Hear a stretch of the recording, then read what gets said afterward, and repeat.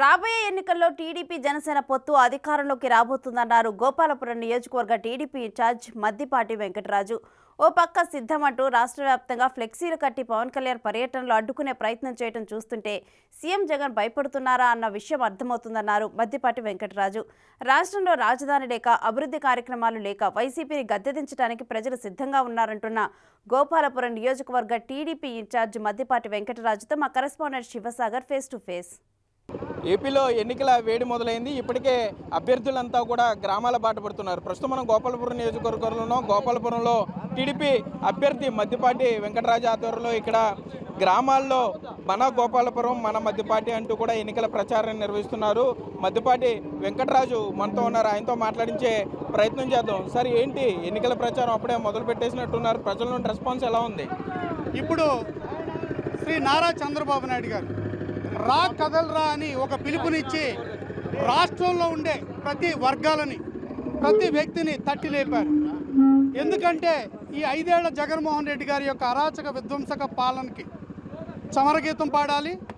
అదేవిధంగా ఏదైతే ఈ సైకో పాలనకి సమాధి కట్టాలి అనే ఒక ఉద్దేశంతో ఆయన ఇచ్చిన పిలుపుని అందుకున్న రాష్ట్ర వ్యాప్తంగా ప్రజలందరూ కూడా ముందుకొచ్చి వాళ్ళు తెలుగుదేశం పార్టీతో కలిసి అడుగులేస్తున్నారు. ఇదే సందర్భంలో నారా లోకేష్ గారు శంకారావం పేరుతో ఏదైతే రాబో తెలుగుదేశం ప్రభుత్వ పాలన ఎలా ఉండబోతుందో వివరిస్తూ ఈ యొక్క సూపర్ సిక్స్ని ప్రతి ఇంటికి తీసుకెళ్లే విధంగా, అంటే తెలుగుదేశం పార్టీ అధికారంలోకి వచ్చిన తర్వాత జరగబోవు అభివృద్ధి, జరగబోవు సంక్షేమం, పాలన తీరు ఎలా ఉండబోతుందనేది ప్రతి ఇంటికి తీసుకెళ్లాలనే ఉద్దేశంతో ఈ రోజున ఈ 2 నినాదాలను తీసుకుని మేము ప్రజల్లోకి వెళుతున్నాం. ప్రతి ఇంటికి తీసుకెళ్తాం. చంద్రబాబు నాయుడు గారు పిలుపునిచ్చిన రా కదిలరా సందేశం కావచ్చు, అదేవిధంగా నారా లోకేష్ గారు అందించిన శంకారావం పిలుపు కావచ్చు.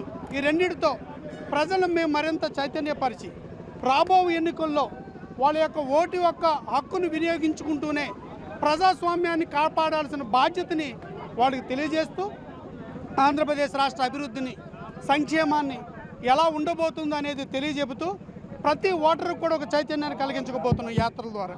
ఓకే, గోపాలపురం నియోజకవర్గంలో ప్రధానంగా ఏ సమస్యలు గుర్తించారు? మీరు ప్రజల్లోకి వెళ్ళేటప్పుడు వారు ఏం సమస్యలు చెప్తున్నారు మీకు? ప్రధానంగా ఇక్కడ ఇది గ్రామీణ నేపథ్యం ఉన్న నియోజకవర్గం, వ్యవసాయ ఆధారిత రాష్ట్రం. ఈ వ్యవసాయ ఆధారిత రాష్ట్రంలో మా గోపాలపురం నియోజకవర్గం కూడా పూర్తిగా వ్యవసాయం మీద ఆధారపడిన నియోజకవర్గం. ఈ నియోజకవర్గంలో అనేక సమస్యలు, ప్రధాన సమస్య వ్యవసాయ ఆధారిత నియోజకవర్గంగా ఉన్న మా నియోజకవర్గంలో ఇక్కడ రైతులకి విత్తనాలు లేవు, ఎరువులు లేవు, పంటకి నీళ్ళు లేవు, పండించిన పంటకి గిట్టుబాటు ధర లేదు, పంట నష్టం జరిగితే ఎట్లాంటి ప్రభుత్వం దగ్గర నుంచి ఎలాంటి కూడా లబ్ధి లేదు. ఇలాంటి అనేక సమస్యలు ఎదుర్కొంటున్న రైతులు ఈ రాష్ట్రంలోనూ మరియు ముఖ్యంగా మా నియోజకవర్గంలో కూడా అనేక మంది ఆత్మహత్యలే శరణ్యమని వెళుతున్న తరుణంలో ఏదైతే రాబో రోజుల్లో ఈ యొక్క రైతులకు ఆదుకునే విధంగా తెలుగుదేశం ప్రభుత్వం ప్రణాళికలతో ముందుకు వస్తుంది. మేము ఈ నియోజకవర్గంలో ఉన్న రైతు సమస్యలను పరిష్కారం దిశగా, అదేవిధంగా సొంతింటి కళ, ప్రతి వ్యక్తికి సొంతింటి కలగానే మిగిలిపోయింది. ఎన్నికల్లో హడావిడిగా స్థలాలు ఇచ్చి శ్మశానాల దగ్గర, చెరువు గట్ల మీద, పంట కాలువల దగ్గర స్థలాలు ఇచ్చి ఈ రోజున మీ చావు మీరు చావండి అని ప్రజల మీద కత్తి పెట్టి మీరు నిర్మాణాలు మొదలు పెడతారా లేదంటే స్థలాలు వెనక్కి లాక్కుంటాము అని బెదిరించడం ద్వారా అప్పులు చేసి ఈ రోజున ప్రజలు పునాదుల నిర్మాణం జరుగుతుంది. అయితే ఈ రోజున ఏదైతే ప్రజలు ఎదుర్కొన్న ఇళ్ల సమస్య కావచ్చు, ఇళ్ల స్థలాల సమస్య కావచ్చు, అదేవిధంగా డ్రైనేజీల సమస్య, అంతర్గత రోడ్ల సమస్య, ఆరోగ్య సమస్య, ఇలా ఈ రాష్ట్రంలో ప్రతిదీ కూడా ఒక సమస్యగానే ఉంది. అయితే మేము ఈ సమస్యలని తెలుసుకోవడంతో పాటు వీటికి పరిష్కారాల దిశగా మేము అడుగులైపోతున్నాం. ప్రజలకు ఒక భరోసాని, నమ్మకాన్ని ఇవ్వడం ద్వారా రాబో రోజుల్లో తెలుగుదేశం పార్టీకి జనసేన కలిపి ఉమ్మడిగా వెళ్ళే ఈ పాలనకి ఎందుకు ఓటేయాలి, ఓటేయడం వల్ల ఎలాంటి అభివృద్ధి జరగబోతుందని తెలియజేయబోతుంది. అంటే మీ మీద మద్దిపాటి వెంకటరాజుపై సాక్షాత్తు రాష్ట్ర హోంమంత్రి వనిత పోటీకి వచ్చారు, నియోజకవర్గం మార్చి మరి ఏంటి ఎలా అనుకుంటున్నారు? ఎన్నికల ప్రణాళిక ఏ విధంగా ఉండబోతుంది? అంటే ఇక్కడ హోంమంత్రి గారు రానివ్వండి, జగన్మోహన్ రెడ్డి గారు వచ్చినా, ఎవరిని వచ్చినా కానీ పాతాళానికి పాతేసి తెలుగుదేశం జెండా ఎగరేయడమే మా ప్రధాన ఉద్దేశం. ఎందుకంటే ఎందుకు ఈ మాట వాడాల్సి వస్తుందంటే అధికారంగా ఉన్న వీళ్ళు చేసిన అరాచకాలు, వీళ్ళు చేసిన దోపిడీ, వీళ్ళు సాగించిన హత్యాకాండ, వీళ్ళు దళితుల మీద, బీసీల మీద, మైనార్టీల మీద సాగించిన దారుణాలు, అణిచివేతలు, వీటన్నిటికీ ఒక పరిష్కారం దొరకాలి అంటే వీళ్ళందరికీ రాజకీయ సమాధి కట్టాల్సిందే. మాకు ప్రత్యర్థులు హోమ్ మినిస్టరా, ముఖ్యమంత్రి, ఇంకో మినిస్టరా మాకు అనవసరం. ఎవరైనా మా ప్రత్యర్థిని రాజకీయ సమాధి చేసి తీరుతాం. ఇక్కడ గోపాలపురం నియోజకవర్గంలోనే మాజీ టీడీపీ ఎమ్మెల్యే ఉన్నారు, మరోపక్క మాజీ జెడ్పీ చైర్పర్సన్ ఉన్నారు. ఏంటి వీళ్ళందరినీ ఎలా కోఆర్డినేట్ చేసుకుంటున్నారు? వారంతా కూడా చంద్రబాబు నాయుడు ఇంటికి వెళ్ళి సీటు మార్చాలి, ఎవరికన్నా ఇవ్వండి అని కూడా అడిగిన పరిస్థితులు ఉన్నాయి. మరి వాళ్ళందరినీ ఎలా కోఆర్డినేట్ చేసుకుంటూ ముందుకెళ్తున్నారు? అంటే శ్రీ నారా చంద్రబాబు నాయుడు గారు 45 ఏళ్ల సుదీర్ఘ రాజకీయ అనుభవం ఉన్న నేత. ఆయన ముఖ్యమంత్రిగా చేసినప్పుడు కానీ, ఆయన తెలుగుదేశం పార్టీ పగ్గాలు చేపట్టిన నాటి నుంచి ఈనాటి వరకు కూడా అనేక సంక్షోభాలని ఎదుర్కోవడం, అనేక సమస్యలు కానీ పరిష్కారం చూపిన సందర్భాలు అనేకం. ఒక నియోజకవర్గంలో జరిగే ఒక సమస్య అనేది ఏ కుటుంబంలో అయినా సర్వసాధారణం. వ్యక్తుల మధ్యన చిన్న చిన్న అభిప్రాయ భేదాలు ఉంటాయి. అవి ఎలా తీర్చాలి, వాటికి పరిష్కారం ఏంటనేది అధినేత శ్రీ నారా చంద్రబాబు నాయుడు గారు చూసుకుంటారు. మా వరకు మా మధ్యన వర్గాలు, విభేదాలు ఏమీ ఉండవు. అందరం ఒక కుటుంబ సభ్యులు. చిన్నవి మా మధ్యన ఏదైనా ఉన్నా కానీ రానున్న రోజుల్లో వాటన్నిటిని మేము పరిష్కరించుకుని ఒకే తాటి మీదకి వచ్చి ఉమ్మడిగా, ఐక్యంగా పోరాటం చేయబోతున్నాం, గెలవబోతున్నాం. జనసేన నుండి ఏ విధంగా స్పందన వస్తుంది? జనసేన శ్రేణులు, జన సైనికులు ఏ విధంగా తమ మద్దతు తెలియజేస్తున్నారు? మీకు ఇలా గ్రామాల్లో తిరుగుతుంటే కానీ రిసీవింగ్ కానీ వారు స్పందన ఏ విధంగా ఉంది? అంటే ఇక్కడ జనసేన పార్టీ ఏదైతే అధినేత పవన్ కళ్యాణ్ గారు ఒక పిలుపునిచ్చారు. ఎందుకంటే ఇది రాజకీయం పొత్తు అనేది ఇది అధికారం కోసమో, ఆధిపత్యమో కోసమో కాదు, ఈ రాష్ట్రం కోసమని ఆయన ఒక పిలుపునిచ్చారు. ఆ పిలుపుని అందుకున్న జన సైనికులందరూ కూడా మాతో మమేకమై పనిచేస్తున్నారు. రెండు పార్టీలు కూడా సిద్ధాంతాల పరంగా వేరుగా ఉండొచ్చు కానీ లక్ష్యం మాత్రం ఇద్దరిది ఒకటే, అది ఈ సైకో పాలనకి సమాధి కట్టడం. కాబట్టి ఇద్దరం కలిసి ఉమ్మడిగా కార్యాచరణతో ముందుకెడుతున్నాం. ఏంటి పవన్ కళ్యాణ్ పర్యటన గోదావరి జిల్లాలో రాకుండా హెలీప్యాడ్కి అనుమతి లేకుండా అడ్డుకుంటున్నారు, దీని మీద మీ స్పందన ఏ విధంగా ఉంది? అంటే జగన్మోహన్ రెడ్డి గారు పిరికి బంద, ఆయన ఊరికే భయపడుతుంటాడు. ఆయన నీడు చూసి ఆయనే భయపడుతుంటారు. అందుకే చంద్రబాబు నాయుడు గారిని జైల్లో పెట్టడం కానీ, అక్రమ కేసులు పెట్టడం కానీ, కార్యకర్తలను వేధించడం కానీ ఇవన్నీ సర్వసాధారణం అయిపోయినాయి జగన్మోహన్ రెడ్డి గారికి. ఇప్పుడు పవన్ కళ్యాణ్ గారు పర్యటనలు ఆపకపోతే ప్రజల నుంచి విశేష స్పందన వస్తుంది. ఓ పక్కన రా కదిల్రా సభలన్నీ విజయవంతం అవడం, మరో పక్కన లోకేష్ బాబు గారి శంకరావు సభలు విజయవంతం అవడం, ఇప్పుడు పవన్ కళ్యాణ్ గారి సభలు కూడా విజయవంతం అయితే ప్రజలంతా ఏకతాటి మీదకి వచ్చి జగన్మోహన్ రెడ్డి గారి పాలనని, జగన్మోహన్ రెడ్డి గారి యొక్క నాయకుల్ని, వైసీపీ నాయకుల్ని తరిమి కొట్టబోతున్నారని గ్రహించి వీటిని ఎలా అడ్డుకోవాలో తెలియక ఇలాంటి చీప్ ట్రిక్కులు చేస్తుంటారు. గోపాలపురం నియోజకవర్గం మేజర్ పార్ట్ జిల్లాల పునర్విభజన తర్వాత ఎక్కువ శాతం తూర్పుగోదావరి జిల్లాలో ఉంది. ఇప్పుడు మీరు తిరిగే తిమ్మాపురం, ద్వారకా తిరుమల మండలం, ఏలూరు జిల్లాలో ఉంది. ఏంటి పరిపాలనా సౌలభ్యం కుదురుతుందంటారా? అసలు ఈ విధంగా చేయడాన్ని ఏ విధంగా తీసుకుంటారు మీరు? గోపాలపురం నియోజకవర్గాన్ని మీరు భౌగోళికంగా పరిశీలించినప్పుడు అది ఒక రేడియస్ విస్తీర్ణంగా ఉండే నియోజకవర్గం. ఎందుకంటే ద్వారకా తిరుమల, నల్లజర్ల, తర్వాత దేవరపల్లి, గోపాలపురం ఇవన్నీ కూడా ఒక వెర్టికల్ లైన్లో ఉండే విధంగా ఉంటాయి. ఇలా వెర్టికల్ లైన్లో ఉన్నప్పుడు పరిపాలన కొంచెం కష్టమవుతుంది. ఇక్కడ ఉండే ద్వారకా తిరుమల మండల వాసులకి రాజమండ్రి కేంద్రంగా వెళ్ళాలి అంటే చాలా సుదూరం అయిపోతుంది, సామాన్యులకు పరిపాలన దూరం అవుతుంది. అయితే ఇక్కడ ప్రజల యొక్క మనోభావాలను అనుసరించి వీరు ఏలూరు జిల్లాలో ఉండడమే సబబని అనిపించింది.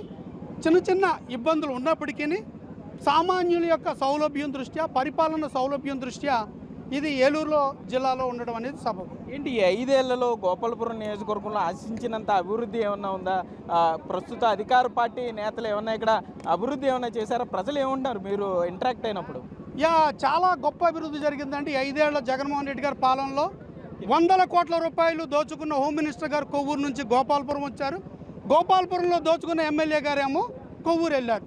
అంటే ఎవరైతే ఇక్కడ ప్రజలకు అన్యాయం చేశారో, ఎవరైతే వీళ్ళకి ద్రోహం చేశారో, ఎవరికైతే ఇక్కడ అభివృద్ధిని అందకుండా, సంక్షేమం అందకుండా చేశారో వాళ్ళ మీద ఓటు రూపంలో కక్ష తీర్చుకుంటారు. కాబట్టి ఆ క్యాండిడేట్ని అక్కడ పెట్టి, అక్కడ ఓటర్లకు కక్ష తీర్చుకుంటారు ఇక్కడ పెట్టారు. అంటే చంద్రబాబు నాయుడు గారు ఆల్రెడీ చెప్పారు, పక్కింట్లో చెత్త మన ఇంట్లో ఏమైనా బంగారం అవుతుందా అని. కాదు, అక్కడ చెత్త ఇక్కడికి వేశారు, ఇక్కడ చెత్త అక్కడికి వేశారు తప్ప మొత్తానికి మొత్తం చెత్తే జనాలు కూడా గ్రహించారు. ఖచ్చితంగా చెత్త ఏరేసి బయట పారేయడానికి సిద్ధంగా ఉన్నారు. ఏంటి మద్దిపాటి వెంకటరాజు దగ్గర డబ్బులు ఎంత ఉన్నాయి? రాబోయే ఎన్నికలంతా కూడా డబ్బే ప్రధానంగా నడవబోతుంది. మరేంటి మద్దిపాటి వెంకటరాజు ఏంటి, ఎవరు ఆర్థికంగా సపోర్ట్ చేస్తా అన్నారు? ఎంత డబ్బు దాశారు? ఎప్పుడు తీయబోతున్నారు? మొత్తం నా దగ్గర 2,40,000 కోట్ల రూపాయలు ఉన్నాయి. డబ్బుకేం కొదవలేదు. ఎందుకంటే ఈ నియోజకవర్గంలో 2,40,000 మంది ఓటర్లు ఉన్నారు. ప్రతి ఓటరు కోటితో సమానం. నాకు ప్రతి ఓటరు కూడా నాకు పూర్తి సహకారాన్ని అందిస్తున్నారు. ఇప్పుడు మీరు ఈ సమావేశాన్ని గమనించండి. ఇక్కడ వీళ్ళందరూ నాయకులు స్వచ్ఛందంగా వచ్చిన వాళ్ళే. ఒక గ్రామ స్థాయిలో జరిగే ఒక కార్యక్రమానికి నాయకులందరూ స్వచ్ఛందంగా వచ్చిన వాళ్ళే. కాబట్టి ఇక్కడ ఏది కూడా డబ్బుతో పని లేదు. మాకు డబ్బు అవసరమే లేదు. పూర్తిగా మేము ప్రజాదరణ ఉన్న వ్యక్తులు. ప్రజల్లో నమ్మకాన్ని ఆల్రెడీ మేము గతంలో చేసిన పాలన కావచ్చు, తెలుగుదేశం పార్టీ యొక్క చరిత్ర కావచ్చు, అలాగే శ్రీ నారా చంద్రబాబు నాయుడు గారి యొక్క అభివృద్ధి సంక్షేమం కావచ్చు, ఆయన పట్ల ఉండే నమ్మకమే మమ్మల్ని నడిపిస్తుంది తప్ప ఇక్కడ మాకు డబ్బుతో పని లేదు. మరోపక్క చూసుకుంటే మద్దిపాటి 2000 రాబోయే ఎన్నికల్లో ఎమ్మెల్యేగా గెలుపొందితే ఏం చేస్తారు? గోపాలపురానికి ప్రజలకి ఏమి చేయాలనుకుంటున్నారు? ప్రధానంగా ఇక్కడ ఉండే సమస్యలు రైతు సమస్య. ఇందాక నేను ప్రస్తావించినట్లుగా ఇది గ్రామీణ నేపథ్యం, వ్యవసాయ ఆధారిత నియోజకవర్గం. ఇక్కడ వ్యవసాయాన్ని అభివృద్ధి చేసే దిశగా మా ప్రధాన లక్ష్యాలు ఉంటాయి. రెండవది, ఇక్కడ యువకులు అనేక మంది ఇక్కడ ఉపాధి లేక, ఉద్యోగాలు లేక ఉన్నారు. రాబో రోజుల్లో ఏదైతే చంద్రబాబు నాయుడు గారు గతంలో ఒక డ్రీమ్గా మిగిలిపోయిందో జోనల్ వారీగా ఇండస్ట్రీ జోన్స్ తీసుకురావడం అని వాళ్ళకు ఉపాధి కల్పించడం ఒకటి. మరొకటి, ఇక్కడ ఎక్కువ మంది ఎస్సీ ఎస్టీ బీసీ మైనార్టీలు ఉన్న నియోజకవర్గం, అత్యధికులు మధ్యతరగతి, దిగువ మధ్యతరగతి ప్రజలు ఉన్న నియోజకవర్గం ఇది. ఇక్కడ ఇళ్ళు లేని సమస్య అధికంగా ఉంది. ఇళ్ల స్థలాలు, తద్వారా వాళ్ళకి ఇళ్ల నిర్మాణం చేయడం అనేది కూడా ఒక ప్రధాన లక్ష్యం. దాంతోపాటుకి ఇక్కడ డ్రైనేజీ వ్యవస్థలు కానీ, రోడ్లు కానీ, ఊరికి మధ్యగా ఉండే లింకింగ్ రోడ్స్ కానీ, ఇవన్నీ కూడా చాలా అధ్వానంగా ఉన్నాయి.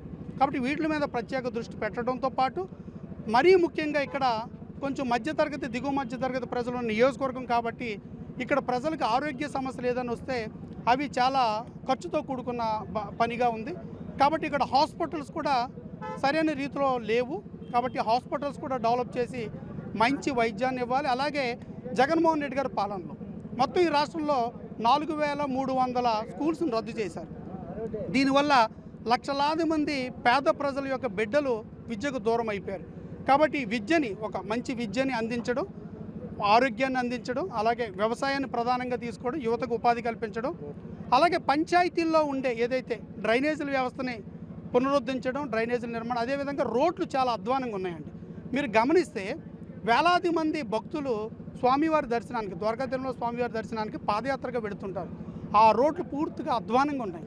కాబట్టి వీటి మీద కూడా ప్రధానంగా దృష్టి పెట్టబోతుంది. ఓకే, మొత్తమే చూసుకుంటే గోపాలపురం నియోజకవర్గంలో రాబోయే ఎన్నికల్లో టీడీపీ జనసేన పొత్తుతో ముందుకు వెళ్ళబోతున్నాం. ఎంతమంది ప్రత్యర్థులుగా ఉన్నా, అధికార పార్టీ ఎన్ని అడ్డంకులు సృష్టించినా కూడా రాబోయే ఎన్నికల్లో గోపాలపురం నియోజకవర్గం నుండి తాను ఎమ్మెల్యేగా గెలుపొందుతానని మద్దిపాటి చెప్పే పరిస్థితులు అయితే ఇక్కడ ఉన్నాయి. కెమెరామెన్ భాగ్యరాజ్తో సాగర్, బిగ్ టీవీ, ద్వారకా తిరుమల నుండి.